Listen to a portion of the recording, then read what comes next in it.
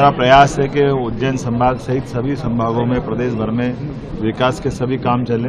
और खासकर उज्जैन में तो 2028 में सीमस्त आ रहा है, कुंभ मेला आ रहा है। ऐसे में हमारे विकास के कामों को लेकर के तुरंत उस पर भी प्लान बनाने के लिए कहा है और जो हमारे चलने वाले काम है, जो पूर्ववर्ती सरकार माननीय शिवराज सिंह जी चौहान के नेतृत्व में मंजूर थे, वो सारे कामों की गति बने।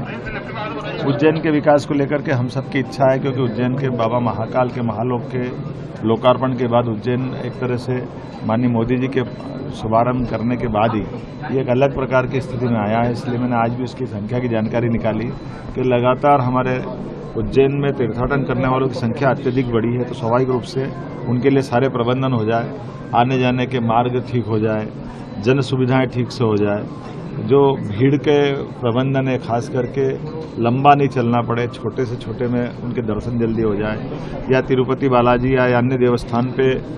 जो समय का स्लॉट देते हैं कि उस समय उनके दर्शन हो जाए, तो आधे घंटे से कम समय में दर्शन हो, इसका भी बात करने के लिए मैंने कहा है। और सभी जनप्रतिनिधियों के साथ में और विकास के जो काम हो सकते हैं उस सब पे बात। मेरा प्रयास है कि उज्जैन संभाग सहित सभी संभागों में प्रदेश भर में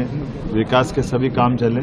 और खासकर उज्जैन में तो 2028 में सीमस्त आ रहा है, कुंभ मेला आ रहा है। ऐसे में हमारे विकास के कामों को लेकर के तुरंत उस पर भी प्लान बनाने के लिए कहा है और जो हमारे चलने वाले काम है, जो पूर्ववर्ती सरकार माननीय शिवराज सिंह जी चौहान के नेतृत्व में मंजूर थे, वो सारे कामों की गति बने। उज्जैन के विकास को लेकर के हम सबकी इच्छा है, क्योंकि उज्जैन के बाबा महाकाल के महालोक के लोकार्पण के बाद उज्जैन एक तरह से माननीय मोदी जी के शुभारंभ करने के बाद ही ये एक अलग प्रकार की स्थिति में आया है। इसलिए मैंने आज भी उसकी संख्या की जानकारी निकाली कि लगातार हमारे उज्जैन में तीर्थाटन करने वालों की संख्या अत्यधिक बढ़ी है, तो स्वाभाविक रूप से उनके लिए सारे प्रबंधन हो जाए, आने जाने के मार्ग ठीक हो जाए, जन सुविधाएं ठीक से हो जाए,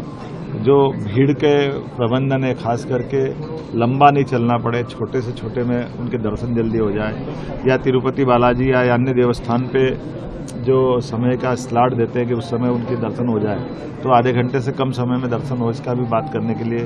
मैंने कहा है और सभी जनप्रतिनिधियों के साथ में और विकास के जो काम हो सकते हैं उस सब पे बात।